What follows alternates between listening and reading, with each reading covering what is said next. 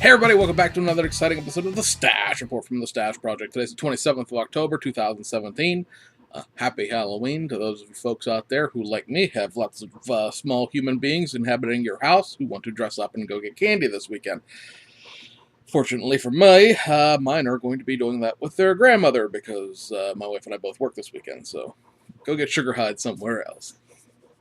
Alright, so anyway, what do we have here? We got some kit announcements. We're getting spot runs for December out of Oshima, as well as the January announcements out of Oshima and Fujimi. So already looking into 2018, as well as the kit releases for this week. Not quite as much as I thought there was going to be. There's still some stuff outstanding in Japan, and it could also be like really good too, but I mean, it's not been filled outstanding. And then, yeah, that's pretty much going to be it. It's not a terribly short show, but not a real long one either. So let's get right into it. On the December spot runs from Oshima, these are just, again, filling the stock back up. You happen to miss one, you know, something like that. First up, they're going to reissue already the Liberty Walk R35 GTR. That is the brand new, recently retooled brand new kit that they just released last month, so sold out. That, to me, portends well for there being perhaps a Liberty Walk Aventador or a Liberty Walk Murcielago or things along those lines. More modern Liberty Walk cars, just because, you know, if you sold out a GTR, and let's face it, there is no shortage of GTR kits, or even R35 GTR kits. There's no shortage of them. I only have a couple of them. I don't have them all. You know, it's good to see it sell out pretty much instantaneously like that and need another run already. Beyond that, they're going to reissue the Nissan Skyline Super Silhouette. This is a kit that was just reissued over the summer in the model car lineup.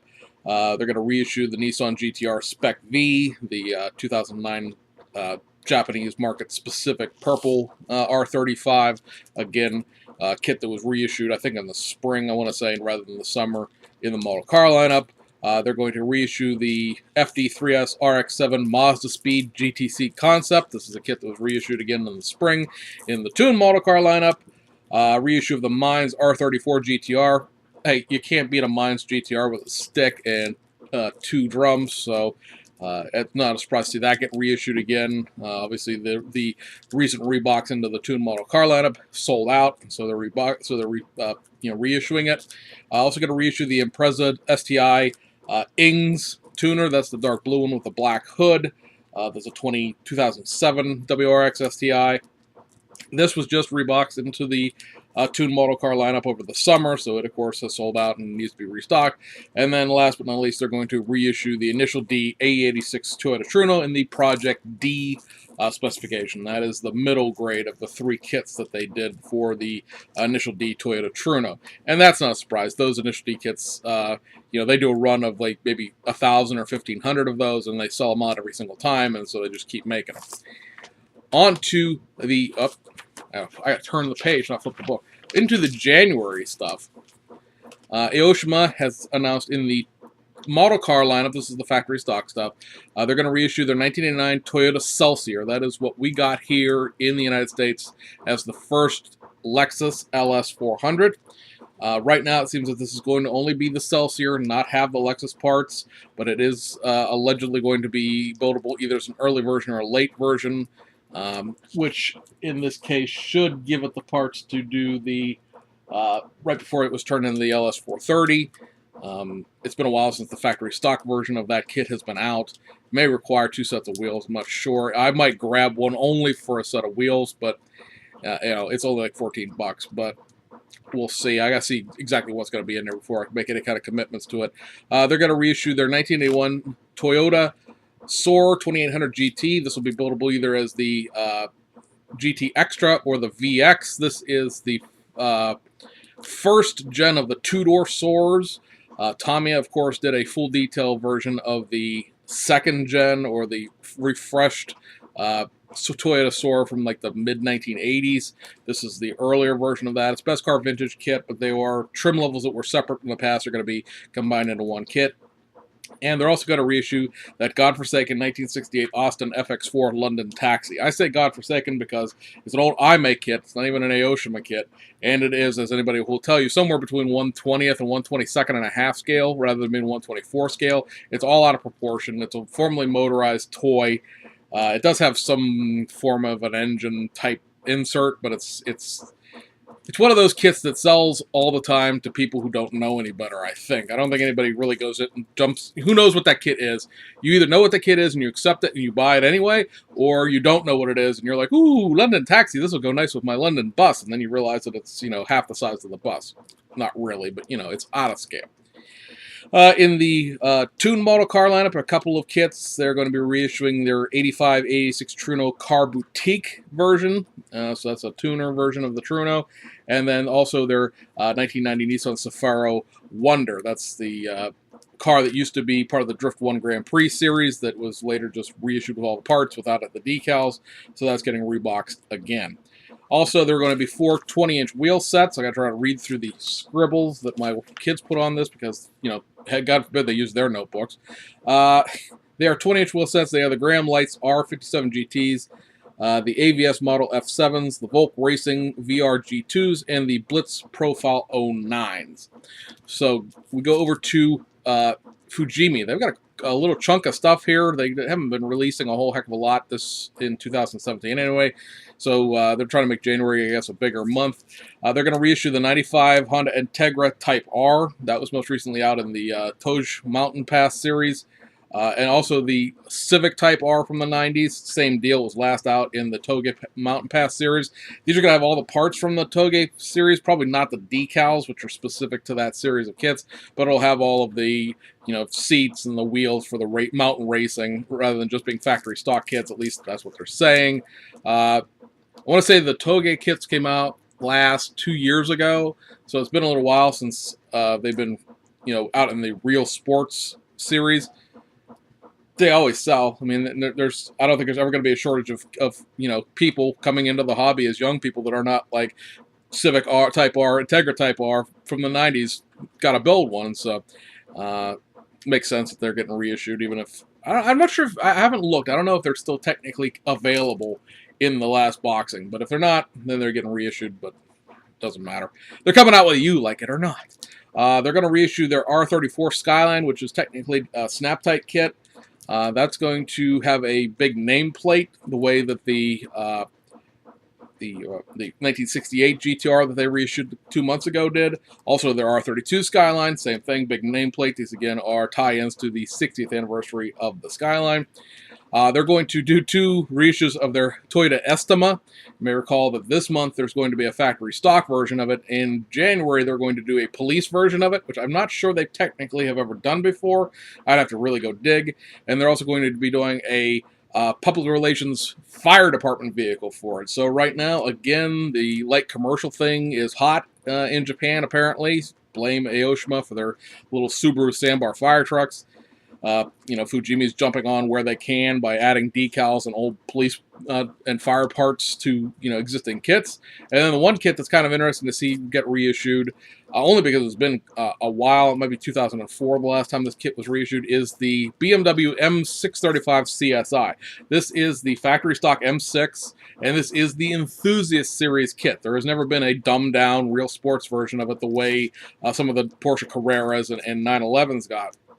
So this is the full tilt kit that was originally done in, 1988 and 89, and then was reissued once in the mid-2000s. Well, actually, it was reissued twice. Once again in the early 90s, and then again in the mid-2000s. So it's been a while since this kit's been out. It's kind of interesting that the ones you could find on eBay and things like that tend not to run as much as the Tamiya kit does, which is funny because the Tamiya kit, while it's a nice M6, is also a much, much simpler kit than, obviously, an Enthusiast Series Fujimi kit would be. And then something that came in just this morning that really, surprised me, but was something I bet a lot of people were not expecting to see back for March. Now, I realize this is really projecting out into 2018, but this is what the release date is. For March, Fujimi is going to reissue their 1/12 scale R32 GTR. That is almost a plastic die-cast kit. A lot of the stuff is in die-cast. A lot of the stuff is sort of an ABS plastic. It all screws together, doesn't glue together. Obviously, you can paint it and detail it and things like that, but it's, you know, a big honking GTR. These kits, when you can find them on eBay or Buy-E or any place like that, are usually in the neighborhood of around $200 or so. The last time they were reissued, I want to say again, which would be the mid-2000s, they were priced at $158. So really the value of them hasn't gone up all that much. This set of reissue, well, this reissue is only going to reissue the one factory stock Axis kit. Be interested to see if any more of them come out. It'll obviously depend on sales probably. They're pricing it at $108, which is, yeah, a lot of money for a model kit, even a large scale one, but it is $50 less than the last reissue, and also $100 less than what the kits run in the secondary resale market. This brings about a conversation we just had on one of the larger automotive forums about the cost of what Round 2 is charging for their reissues, which is slowly creeping up, and for the first quarter of 2018, it's going to be $31.95 MSRP. You're not going to pay that because you're not dumb enough to buy something at MSRP if you watch this channel. However, that is what the MSRP is going to be. What the shelf price at Hobby Lobby is probably going to be like $32, $33 because they'll add their buck or two, profit into it. Because with a 40% off coupon, the kit's still less than 20 bucks. So, you know, a lot of people get all offended about the fact that Hobby Lobby's prices, we did a whole video about Hobby Lobby's prices. I'm not going to do it again right now. But Hobby Lobby has been pricing the $31.95 kits at $33.95. This has been causing a great deal of butthurt in the financially confined LUD part of the community. To what I say, that every time you consider a 40% off, 50% off coupon, it's going to, the higher the prices, the more the discount is. I mean, it's the percentage is a function of the overall cost, not, you know, this kit cost 30 bucks, and so my 40% off doesn't go as far. It's still 40% of the price. And in this case, 40% of $31.95 is like $19.18 or something like that. It'll be over $20 by the time you add tax, probably, unless you live in a state like Nevada or Delaware where there's no sales tax. But it's still the cheapest way to get those kits. It's still $20, and it's a little bit is what it is. But I mentioned that, you know, hey, Japanese kits, when they do reissues of stuff that has been paid for, the prices are low. You know, they don't price their reissues at their new kit levels. And I got some song and dance about, well, you have to understand Japanese price controls and this, that, and the other thing, and things can't cost more than the cost of inflation between the original time it was issued and blah, blah, blah, blah. Just making words up and trying to make a sentence out of them is what I got out of it, because it's not exactly a true statement about how that all works anyway. But the thing is, as I just pointed out with this giant R32, the reissue price is $50 less than the last time it was reissued. It's also less than it cost when it came out originally new, because new, the kits were like $129.99. So you go ahead and explain to me why Round 2 has to constantly jack their prices up. Not that I object to them making money by a stretch of the imagination. I don't buy that many Round 2 kits, so it doesn't affect me all that much. My Round 2 kits, when I do buy them, are 24 bucks. So I'm not paying $32 anyway, so I don't care what the retail price is necessarily, because again, I'm paying a functional percentage of the cost. So the higher the cost is, the more the percentage cuts off, and then the price ends up staying relatively the same. I understand people on fixed incomes, and it doesn't apply to you if you're on a fixed income, but if you're just cheap, well, tough titties. Get a new hobby. I don't know what to tell you. The day, you know, this thread had it. It had the, I wish the model kits were $1 again. Yeah, well, good luck finding a $3,000 Mustang while you're at it. I don't know what to tell you. So, more cheery stuff. Let's talk about kits that you can go buy, assuming you have any money. The rest of the domestic stuff has come out, and that includes the rest of the Round 2 kits for this month, as well as the Revell releases. So, let's take a look at Revell first. Their one reissue for the month is the Kenworth K100 Aerodyne. This, of course, is just the K100 kit that got reissued, a couple, 3-4 months ago, except with the Aerodyne sleeper that gives you the stand-up sleeper with the windows in the roof and all of that. Otherwise, it's still the same 200-plus part opening door thing as it was the last time. At least the box art kits doesn't have crooked quarter fenders like the last one did. It'll be interesting to see if Revell has figured out how to ship the kit without busting the windshield brackets and warping the cab again, because that was a big complaint out of the K100 kits. I still don't have a desire to get any of the Revell K100s because it is effectively the same truck as what's in the Papa truck, the Tyrone Malone Bandag hauler truck. They're both Aerodyne K100s, and nominally speaking, at least, the round 2 kit's easier to put together because it doesn't have opening doors and all that stuff.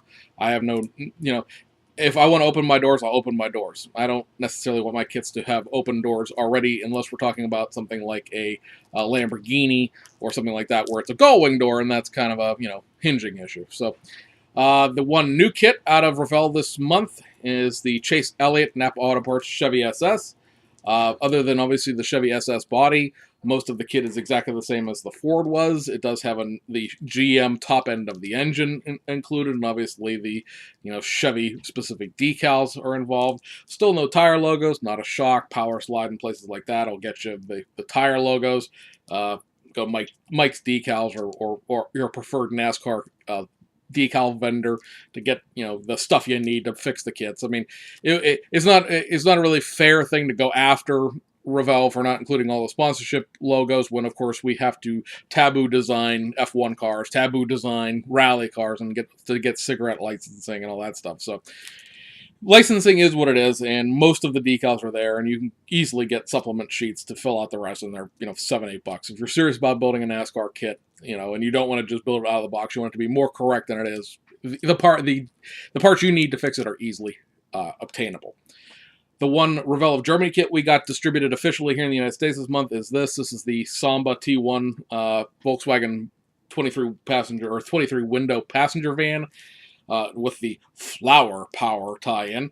There's a new set of decals here, which are not what are shown on this box, at least what I've seen of the built ones. They're red, not blue, unless there's 2 sets of decals for it, one red and one blue. At least the decals for the red ones look like it's a giant panel's worth of decals where you can just paint the car, paint the van white and the decals do all the rest.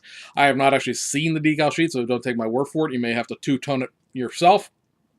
But be that as it may, if you missed the original Samba bus or the, it was reissued as the passenger van also with the tie-in to Lufthansa, but, it's one of those deals where Revell of Germany has to pay for the tooling, and so they're going to keep reissuing it, and it's a good kit. I mean, it's got an engine and everything. It's not a curbside like the Hasegawa one is.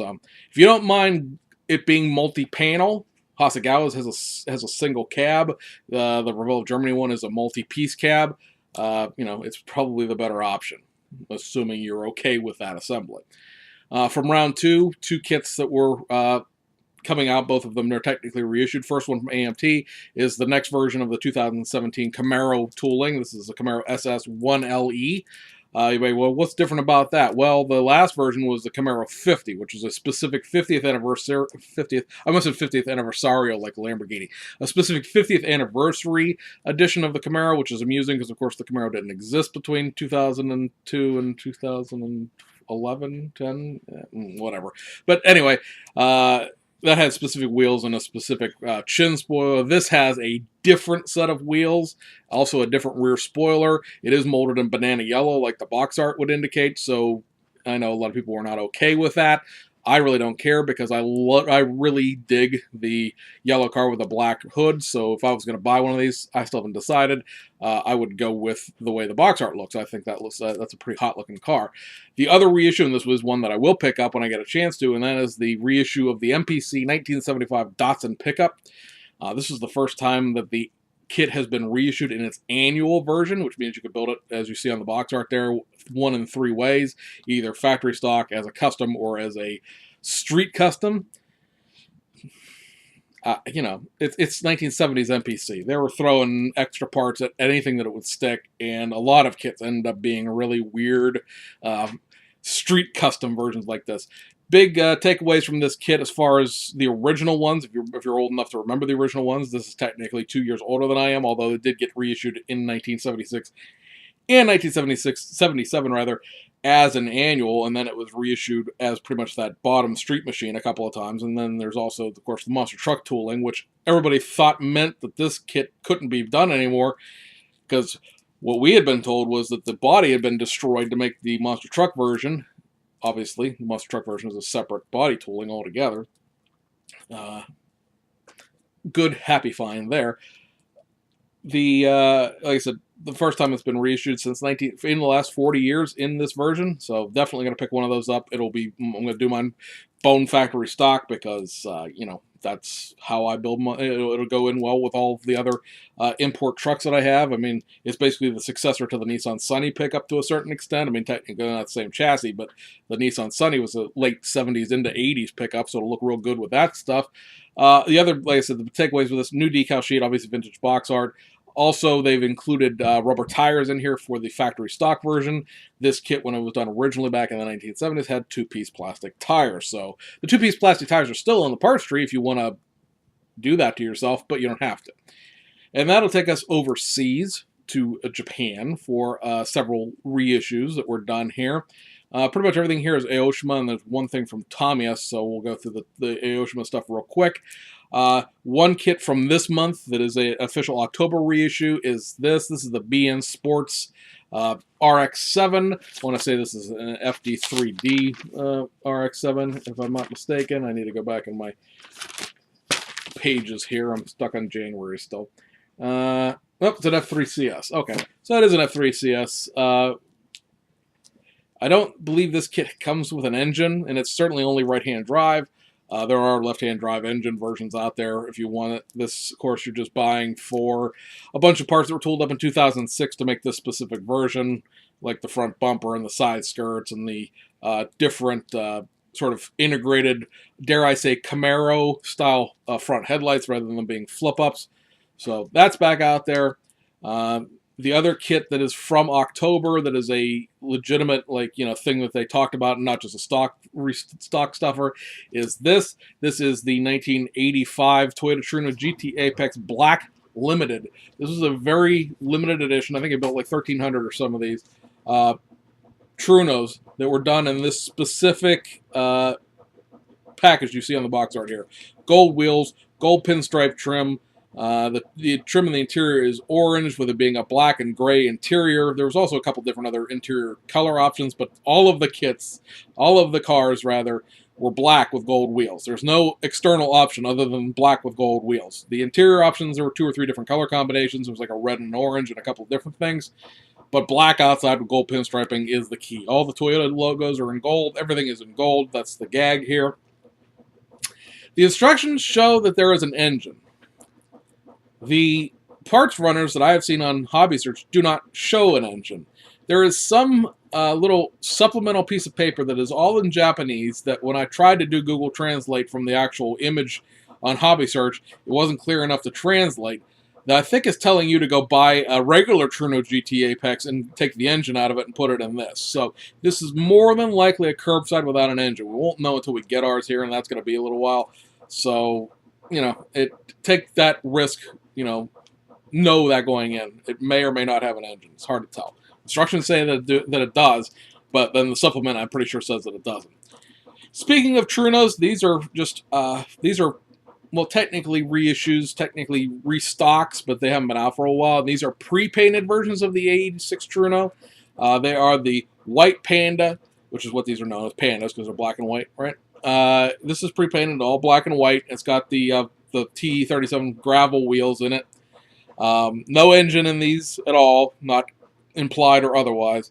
They are all pre-painted from the ground up. Know that going in, of course, with seam lines and removing things from the runners and things like that. And then the other one is the Red Panda, because it's red and black. Get it? This has the Longchamp XR4 wheels included in it, and it is, again, pre-painted from the ground up with the red and black. These are very, very popular kits, especially in Japan, as being sort of a weekend slump buster type of build, because, of course, they're pre-painted. Also a popular option for people who want to build the quote-unquote Panda cars, but are scared of trying to do that mask, because if you look at it, of course, there's a black character line rub panel that goes around the mid part of the car, and the whole bottom part's black too. So trying to mask that off intimidates some people, and you know, rightfully so. If you, especially on a white car, if you mess that up, it's gonna be real obvious. One other kit that is an October reissue, but this is just a stock reissue, is the C West Lancer Evo 10. This is the racing version. It was reissued a couple, 3 months ago, sold out in this boxing, and so it's getting reboxed. And then last but not least, this week is the reissue from Tamiya that we had talked about. This is the Subaru Alcyon, or so we got it here in the United States, the XT. This kit does come with left-hand drive and a left-hand drive wiper. Basically, you just take the wiper and flip it over and mount it upside down, because it was one great big center wiper like a race car rather than being a set of 2 wipers like you'd get on a conventional car. But again, it does have a complete left-hand drive dashboard in it.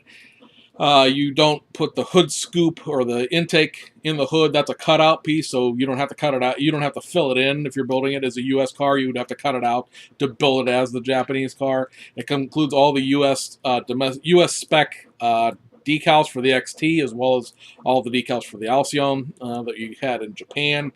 Most of these were two-tone cars, like this car showing on the box art, with it being red and silver like that. So a little research will go a long way. It does come with 2 different color plaid decals inserts for the seats. That was another big shtick of these cars, was they were very computer fighter cockpit-esque, and they had plaid seats. So they do include plaid seat decals in 2 different colors. You can do your car sort of in a tan orangish color, or as in a black color. So those exist if you are a real stickler for the fact that you want to build this car factory stock with its godforsaken black plaid seats. So anyway, guys, that about wraps it up for this week. Hope you enjoyed it, and yeah, have a great Halloween. Try not to get yourself some diabetes over the weekend, and we'll see you guys on